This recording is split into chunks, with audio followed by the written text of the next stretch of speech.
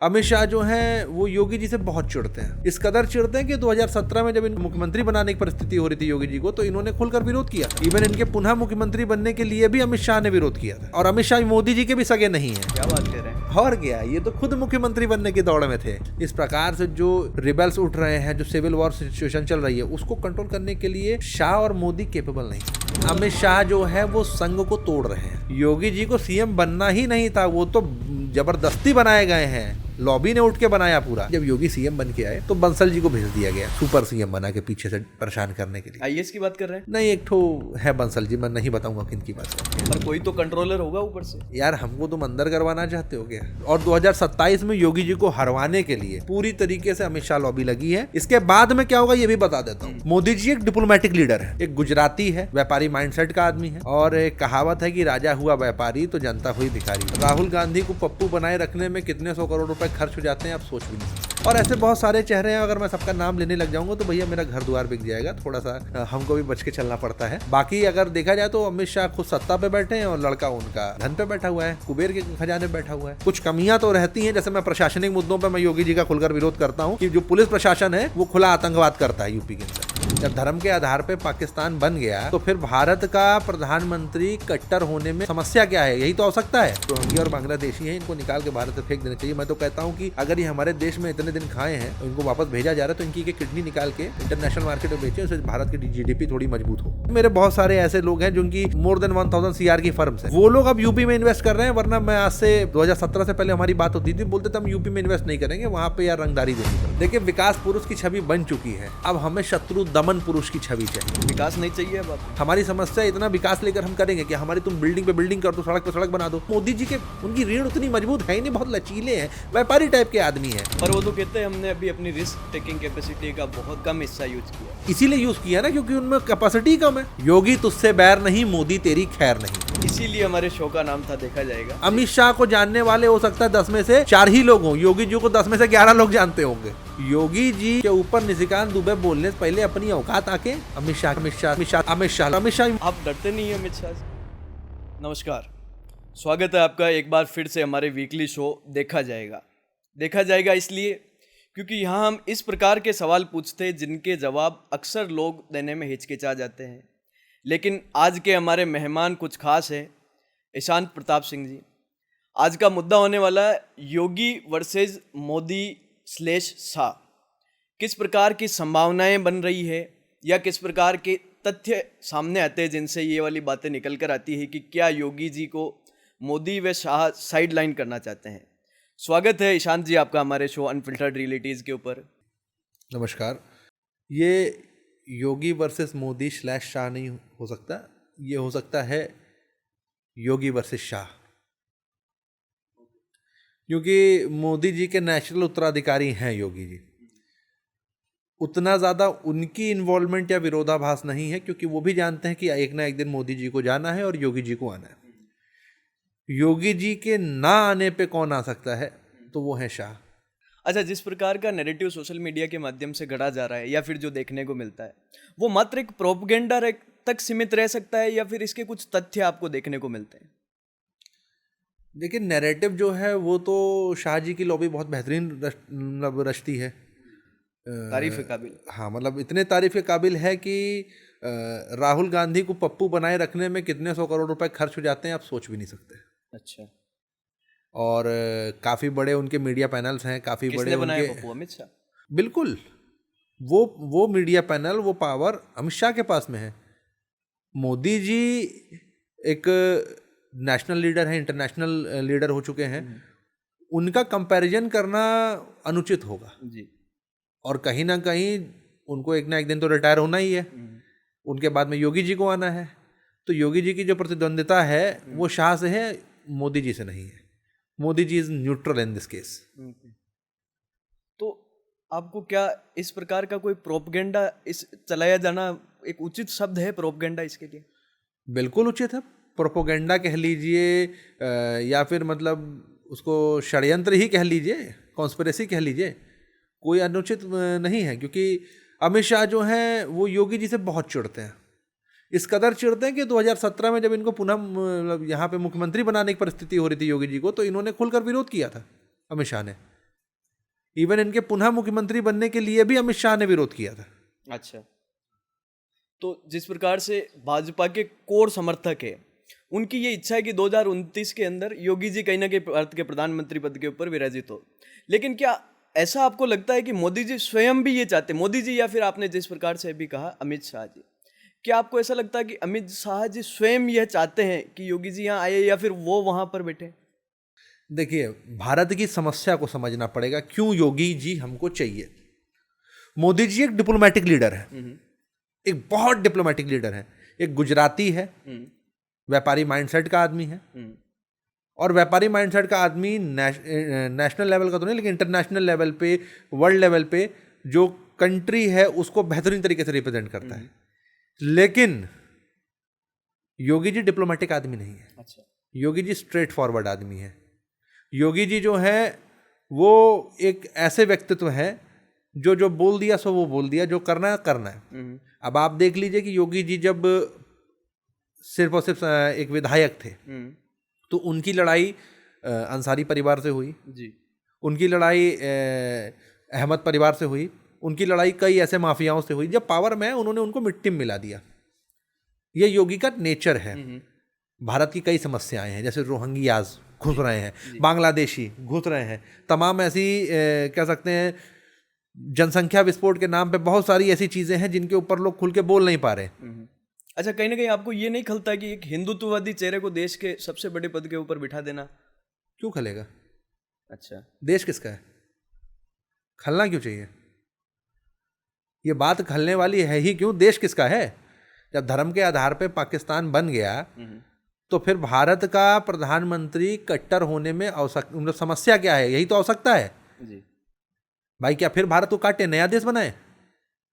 मैं ये कह सकता हूं कि भारत के इंटरनल अफेयर्स, जैसे कि बंगाल में, जैसे कि आपके नॉर्थ ईस्ट में हो रहा है, मैतेईज और कुकी वाले विवाद चल रहे हैं, इस प्रकार से जो रिबेल्स उठ रहे हैं, जो सिविल वॉर सिचुएशन चल रही है, उसको कंट्रोल करने के लिए शाह और मोदी केपेबल नहीं है। उसके लिए चाहिए एक स्ट्रॉन्ग फर्म डिक्टेटर टाइप का हैंड, और वो योगी से बेटर कुछ नहीं है। अच्छा, तो योगी जी का जो बढ़ता हुआ कद है, दिन ब दिन उनकी लोकप्रियता है, वो भाजपा के लिए या फिर कुछ चुने हुए व्यक्तियों का नाम अगर लेना चाहें आप, तो उनके लिए एक थ्रेट के रूप में उभर के आएगी या फिर एक बोनस पॉइंट के रूप में उभर के आएगी? पॉलिटिकल पार्टी किसी एक व्यक्ति की नहीं होती है, वो एक लोगों का समूह होता है। उसमें कई प्रकार के लोग हो जाते हैं, कई विचारधारा भी हो सकती हैं, अलग अलग होती ही हैं। तो देखा जाए ओवरऑल जो भाजपा के समर्थक हैं जी पूरे राष्ट्र स्तर पे, उनके लिए योगी जी से बेटर कोई नहीं है। नहीं, मैं पार्टी की बात कर रहा हूँ, उनके लिए और इनसाइड पार्टी गुट है, अमित शाह का गुट, नो डाउट, क्योंकि उनके पास में मीडिया हाउस से लेकर तमाम ऐसी चीजें बहुत सारी हैं। तो उनके लिए तो भाई योगी जी बहुत बुरे हैं, क्योंकि वो एक व्यापारी माइंडसेट का आदमी है। और एक कहावत है कि राजा हुआ व्यापारी तो जनता हुई भिखारी। तो वो एक ओलिगार्की क्रिएट करने की मार्ग पे चल रहे हैं। ओलिगार्की का मतलब मैं एक्सप्लेन कर दूं, बहुत सारे लोग समझ नहीं पाते। ये एक ऐसी मोनार्की होती है जिसमें देश को बिजनेसमैन चलाते हैं, एलीट्स चलाते हैं। अच्छा, ये आरोप लगा रहे हैं? आरोप नहीं लगा रहा है, फैक्ट बोल रहा हूं जी। ये कर रहे हैं वो जी, ये कैपिटलिस्ट मूवमेंट जो चल रही है वो कर रहे हैं। कुछ नाम लेंगे? अब आप सबसे पहला नाम अडानी, जी, सबसे पहला नाम अडानी है। गवर्नमेंट उनको नो डाउट एकदम सपोर्ट देती जा रही है। और ऐसे बहुत सारे चेहरे हैं, अगर मैं सबका नाम लेने लग जाऊंगा तो भैया मेरा घर द्वार बिक जाएगा। थोड़ा सा हमको भी बच के चलना पड़ता है जी। बाकी अगर देखा जाए तो अमित शाह खुद सत्ता पे बैठे हैं और लड़का उनका कह सकते हैं धन पे बैठा हुआ है, कुबेर के खजाने पे बैठा हुआ है। वो खुद धन अर्जन करता जा रहा है और पिताजी सत्ता मैनेज करके चल रहे हैं। तो एक ये चीज़ है। जिस प्रकार 10 वर्षों के अंदर मोदी जी ने अपनी एक विकास पुरुष वाली छवि बनाई है, हाँ। उसी प्रकार योगी जी ने एक उत्तर प्रदेश के अंदर जो विकास किया है, उस प्रकार क्या आपको ये लगता है कि वो विकास पुरुष वाली जो छवि है उसका एक विकल्प डिट्टो, अगर सेम कॉपी अगर हम देखना चाहें, तो वो आपको योगी जी के कैरेक्टर के अंदर, चरित्र के अंदर आपको देखने को मिलती है? गुजरात मॉडल की बात होती है। गुजरात के पास, अच्छा, यूपी भी ऐसा कुछ मॉडल है क्या? बताता हूं ना जी। गुजरात मॉडल की खास बात यह है कि गुजरात में यूपी बिहार इन रीजन से वर्कर्स जाते हैं काम करने, मध्य प्रदेश से। जी। गुजरात के पास में पोर्ट्स हैं, एक ये बहुत बड़ा फायदा। अब समस्या ये है कि गुजरात में ये डायमंड कटिंग के अलावा और थोड़ा बहुत एक दो व्यापार और हैं सूरत में, उनके अतिरिक्त और पोर्ट्स हैं, उसके अतिरिक्त इनके पास में कोई और अदर सोर्स ऑफ इनकम नहीं है। तो वहाँ पे मेजर इंडस्ट्रीज कैसे सेटअप है? क्योंकि गुजरात लॉबी बड़ी स्ट्रांग है। अब यूपी जो कि लगातार आज़ादी के बाद से केंद्र से अपने आप को डिस्कनेक्ट नहीं कर पाया जी, उसकी एक समस्या रही। यहाँ पे गुंडा राज, माफिया राज लगातार चलता रहा और उसके चलते यहाँ पे बाहर से कोई इन्वेस्टर नहीं आता था। जी। योगी के आने के बाद में एक सेफ जोन हो गया है। मेरे बहुत सारे ऐसे लोग हैं जिनकी मतलब मोर देन 1000 CR की फर्म्स हैं, वो लोग अब यूपी में इन्वेस्ट कर रहे हैं। वरना मैं आज से 2017 से पहले हमारी बात होती थी, बोलते थे हम यूपी में इन्वेस्ट नहीं करेंगे, वहाँ पे यार रंगदारी देनी पड़ती है। वो चीज़ें खत्म हो गई हैं। 2-4-5% बची होंगी, वो भी खत्म कर देंगे। क्या है ना, एक बार में आप डिटॉल भी डाल के जब सफाई करते हैं तो 1% कीटाणु रह जाते हैं, 1-2% कीटाणु रह जाते हैं, तो वो बचे हैं वो खत्म हो जाएंगे। तो योगी जी ने यूपी की इमेज को सुधारा है, इस बात को समझिएगा। जी। कुछ कमियां तो रहती हैं, जैसे मैं प्रशासनिक मुद्दों पर मैं योगी जी का खुलकर विरोध करता हूं कि जो पुलिस प्रशासन है वो खुला आतंकवाद करता है यूपी के अंदर। अच्छा। हाँ, मैं कहता हूँ, मतलब to me it is clear. But अगर आप ये पूछते हैं कि योगी ने यूपी के अंदर क्या किया, तो मेरे हिसाब से योगी ने यूपी को वो सुधार दिया है जिस सुधार के लिए यूपी पिछले 70 साल से तरस रहा था। और सबसे बड़ा सुधार ये है कि ये जो मुलायम और बसपा और सपा परिवार की शिकस्त से निकला, शिकंजे से निकला, ये सबसे बड़ा उन्होंने काम किया है। पर यूपी के अंदर एक अनरेस्ट की जो सिचुएशन है उसको क्रिएट करने में कुछ विपक्ष के लोग हैं और बहुत कुछ अमित शाह की लॉबी भी काम करती है। जी। जैसे एंटी योगी सेंटिमेंट जो चलाए जाते हैं या कास्टिज्म का उनके ऊपर जो ठप्पा लगाया जाता है, वो सबसे ज़्यादा मतलब देखा जाए तो वो बीजेपी की इंटरनल एक पर्टिकुलर लॉबी है, अमित शाह से फेवर्ड लॉबी है। कास्टिज्म की चर्चा हम अलग से करेंगे। सबसे पहला सवाल ये था कि क्या विकास पुरुष वाली छवि का अगला विकल्प योगी जी बनने जा रहे हैं? दूसरा एक आरोप मैं आपके ऊपर वापस से लगाऊंगा, पहले इसका। देखिए, विकास पुरुष की छवि बन चुकी है जी। अब हमें शत्रु दमन पुरुष की छवि चाहिए।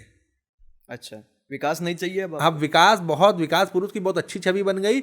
अब हमें ऐसे पुरुष की छवि चाहिए जो कम से कम यहाँ बुलडोजर चला रहा है और वहाँ पे वो तोपे चलवाए। विकास की उम्मीद नहीं करते? विकास की उम्मीद करने की जरूरत ही नहीं है। जो चीज़ निश्चित है वो तो होनी है जी। उम्मीद क्यों करना? आज तो वहाँ लगाई जाती है जहाँ पे डामाडोल परिस्थिति हो, यहाँ तो चीज़ें निश्चित हैं, यहाँ तो होना ही होना है। अब हमको क्या चाहिए, हमारी समस्या क्या है?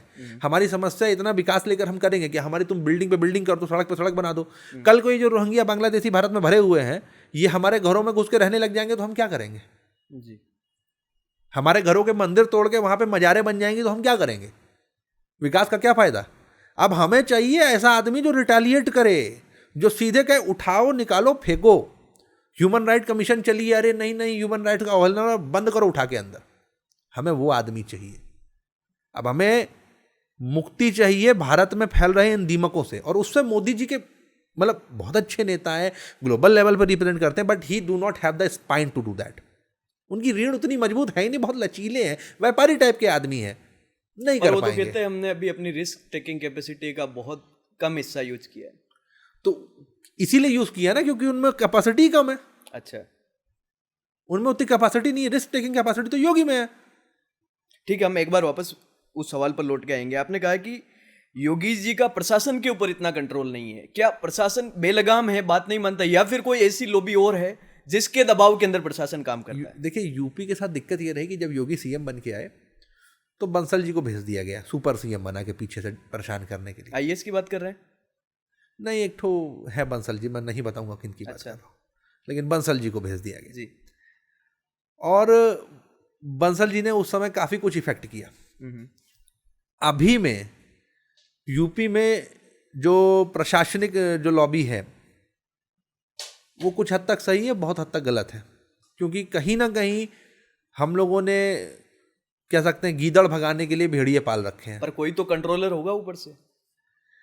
यार, हमको तुम अंदर करवाना चाहते हो क्या? सबका नाम खुलवा के ये बता दो। है कंट्रोलर है। जी। और कंट्रोलर, सबसे बड़े कंट्रोलर जो है वो शाह जी हैं, क्योंकि वो यूपी को लगातार डिस्ट्रेस में ले जाना चाहते हैं। जी।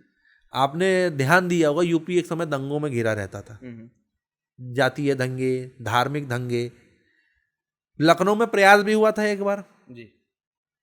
पुराने लखनऊ का मैं आपको परिस्थिति बताता हूँ। उस समय लॉकडाउन के पीरियड में जब तबलीगी जमात हल्ला काट रही थी, तो कुछ खास वर्ग के बंधु थे, उन लोगों ने हल्ला काटने के लिए पुराने लखनऊ में काफ़ी सामग्री इकट्ठा करी।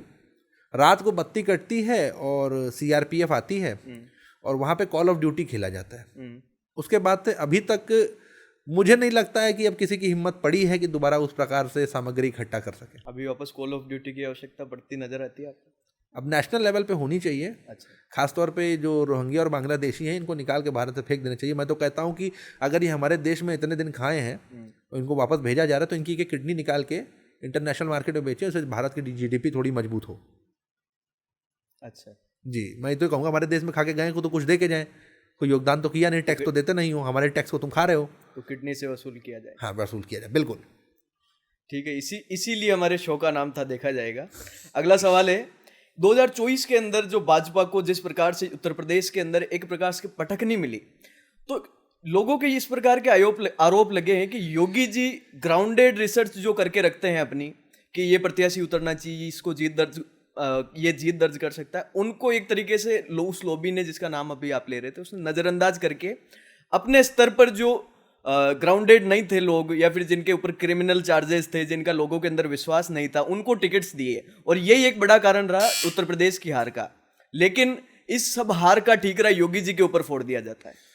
देखिए, योगी जी के ऊपर ये ठीकरा फोड़ने का सबसे बड़ा रीज़न ये है कि भाई योगी जी यहाँ पे शीर्ष नेतृत्व में हैं, और इस शीर्ष नेतृत्व का ये कारण है, ये समस्या है कि योगी जी ने एक ऐसी इमेज बना दी है, बुलडोजर बाबा की इमेज, जो राष्ट्रीय स्तर पे, समझ रहे हैं, यहाँ तक कि अंतर्राष्ट्रीय स्तर पे भारत के एक स्टेट का एक सीएम का व्यक्ति शपथ लेता है, उसके बारे में बीबीसी में चल रहा है। वो योगी जी की इमेज है। मोदी जी मुख्यमंत्री रहते हुए भी वो काम नहीं कर पाए थे, वो योगी जी की इमेज है। अब यहाँ पे मतलब जो सिनेरियो बनता है कि भाई इनके बारे में इस प्रकार से चीज़ें फैलाई जा रही कि योगी जी के कारण हुआ। योगी जी उन स्टेट्स, मतलब क्या कहते हैं, डिस्ट्रिक्ट्स में बार बार प्रचार करने गए हैं, बार बार। लेकिन उस समय भी एक नारा चला था, योगी तुझसे बैर नहीं, मोदी तेरी खैर नहीं। अच्छा। तो आपको समझ में आना चाहिए, वो कमी स्टेट की नहीं है, वो कमी सेंट्रल की है। और सेंट्रल की कमी को आप स्टेट के नेता के ऊपर ठोप रहे हैं। क्यों? क्योंकि उसकी इमेज अमित शाह से बड़ी है। आप पूछेंगे अगर गांव में जाके, किसी देहात में जाके, तो वो जानता होगा योगी बाबा। अमित शाह को जानने वाले हो सकता है 10 में से 4 ही लोग हों, योगी जी को 10 में से 11 लोग जानते होंगे। तो 10वां 11वां आदमी टहला हुआ क्या, तो हम भी जानते हैं जी। तो ये चीज है। आपने अभी तक 5 से 6 बार अमित शाह जी का नाम ले लिया है जी। अमित शाह की वो कौन सी लॉबी है उत्तर प्रदेश के अंदर एक्टिव, जिस प्रकार से निशिकांत दुबे जी के बयान आते हैं? निशिकांत दुबे उत्तर प्रदेश के हैं? नहीं, बयान की बात कर रहे हैं हम। है कौन ये? सांसद है। कहां से हैं?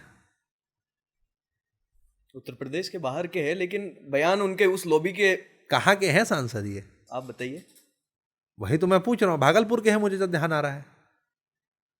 जहां के भी है, लेकिन उस लॉबी के हैं। और उस प्रकार के बयान आना, जहां तक मुझे ध्यान है, भागलपुर के ही है। जब उनसे पूछा गया कि क्या योगी जी अगले विकल्प है, तब वो कहते हैं कि नहीं, देवेंद्र फडणवीस जी दुबे की इतनी अगर औकात थी, हेमंत बिश्वा शर्मा जी है। हेमंत बिश्वा शर्मा अलग लॉबी है जी, ठीक है। वो नहीं, पर जिस प्रकार से कंपैरिजन किया गया, कंपैरिजन तो करना, वो लड़वा दो 2 प्रसिद्ध लोगों को जी। योगी जी के ऊपर निशिकांत दुबे बोलने से पहले अपनी औकात आके, निशिकांत दुबे खुद तो अपने प्रचार में जब चुनाव हारने की परिस्थिति थी, तो योगी जी को बुलवाते थे, केंद्र को लेटर लिख लिख के रिक्वेस्ट करके कि योगी जी को प्रचार के लिए बुलवाइए।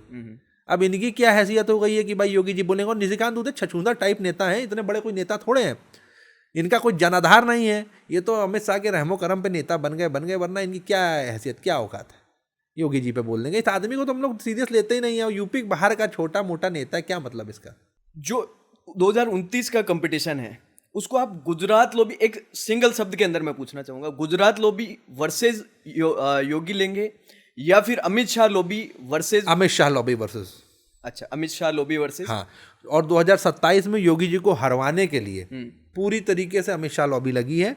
इसके बाद में क्या होगा ये भी बता देता हूँ। अगर योगी जी इन केस मतलब इनकी चालें प्रबल हो गई तो उसके बाद ठिकरा फोड़ेंगे ठाकुरों पे। ठाकुरों ने हरवा दिया।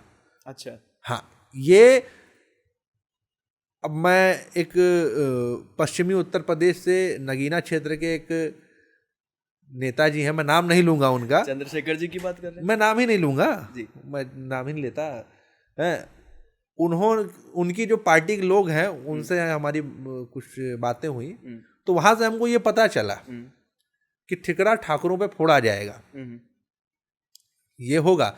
और ये सिर्फ यहाँ नहीं है, लगभग जहाँ पे जो जाति प्रभावी है उसके अगेंस्ट में शाहजी काम करते हैं। अच्छा, कितनी संभावनाएं लगती है आपको योगी जी को इस बार रोक लिया जाएगा वहां तक पहुंचने से, जिस प्रकार और काफी लोग थे जिनको रोक लिया देखिए, गया? संभावनाएं क्या है कि अब बचपन में कविता पढ़ी थी कि है पर्वतों को काट के सड़कें बना देते हैं, सैकड़ों मरुभूमि में नदियां बहा देते हैं, हो गई एक आन से उनके बुरे दिन भी भले, हर जगह हर काल में वही फूले वही फले।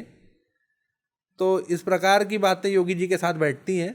अब परिस्थिति कितनी है, जब उनको सीएम बनना नहीं था तब सीएम बन गए, पूरी लॉबी विरोध में थी। जब उनको दोबारा सीएम नहीं बनना था तब बन गए। नहीं बनना था से आप क्या कहना चाहते हैं? योगी जी स्वयं नहीं बनना चाहते थे? योगी जी को सीएम बनना ही नहीं था, वो तो जबरदस्ती बनाए गए हैं। लॉबी ने उठ के बनाया पूरा। विच लॉबी? यूपी की लॉबी ने। तो अभी क्यों तोड़ना चाहते हैं वापस उनको? यूपी कहाँ तोड़ना चाहता है? उनको तो गुजरात लॉबी तोड़ना चाहती है, गुजरात की अमित शाह लॉबी तोड़ना चाहती है, मोदी जी नहीं। मोदी जी को मालूम है कि भाई अगर मैं बैर करूंगा तो मेरा नुकसान है। अमित शाह लगे, और अमित शाह मोदी जी के भी सगे नहीं है। क्या बात कर रहे हैं? और क्या, ये तो खुद मुख्यमंत्री बनने की दौड़ में थे। अच्छा, जब मोदी जी मुख्यमंत्री बन रहे थे गुजरात के, तो उस समय इनके भी पोस्टर लग गए थे कि अगले मुख्यमंत्री अमित शाह। तो इनकी वो क्या होता है कि आप डरते नहीं है अमित शाह से? भैया उतना हमारे पास कुछ खोने के लिए है नहीं कि वो हमको डरा सके। अच्छा, बस इतनी सी बात है। बाकी अभी छोटे से आदमी हैं। पूरे देश का कंट्रोल है भैया उनके पास। भैया समय को जिसने ना समझा उसको मिटना पड़ा है, बच गया तलवार से तो फूलों से कटना पड़ा है। अब वो अगर समझदारी का काम करेंगे तो वो ठीक है, नहीं तो फिर भाई विरोध तो होगा। आज मैं बोल रहा हूँ, कल कोई और बोलेगा, कल बहुत लोग बोलेंगे उसके। बोलना जरूरी है तो हम बोल रहे हैं, लोकतंत्र की शक्ति अभी हमारे हाथ में है, जब तक है तब तक। इस चेतावनी को अगर अमित शाह जी सुन रहे हैं तो इस वक्तव्य को एक चेतावनी के रूप में ले। इन सभी के बीच संघ की भूमिका एक संतुलनकारी भूमिका के रूप में देखते हैं या एक खेमे के अंदर खड़ी हुई भूमिका के रूप में देखते हैं? संघ जो है वो योगी की तरफ ज्यादा लीनिंग है। स्टेट का संघ या सेंटर का संघ? सेंटर की अगर हम बात करें तो वो संघ है। नहीं नहीं नहीं नहीं, स्टेट वाली अगर बात करेंगे हम तो देखिए, स्टेट वाला अमित तो शाह वहीं जो है झुकाव वो रखेगा। संघ को तोड़ रहे हैं। अच्छा। कमजोर कर रहे हैं, पारंपरिक ढांचे को वो कमजोर कर रहे हैं। और योगी जो है वो मठ से आते हैं, संघ से पहले के जुड़े हुए हैं। हालांकि संघ का हिस्सा ना होके भी संघ का हिस्सा है वो। तो संघ की लीनिंग जो है वो योगी की तरफ ज्यादा है। संतुलनकारी नहीं है। अब हर कोई खुलकर अगर मतलब राजनीति में किसी के साथ चला जाएगा तो वो फिर दोबारा किसी के साथ नहीं जा पाएगा जी। तो संघ संतुलनकारी नीति दिख रहा है, लेकिन उनकी लीनिंग योगी की तरफ है। आप सबका बहुत बहुत धन्यवाद हमारे शो अनफिल्टर्ड रियलिटीज़ के द्वारा। और ईशान जी बहुत बहुत थैंक यू आपको हमारे शो पर बताने के लिए।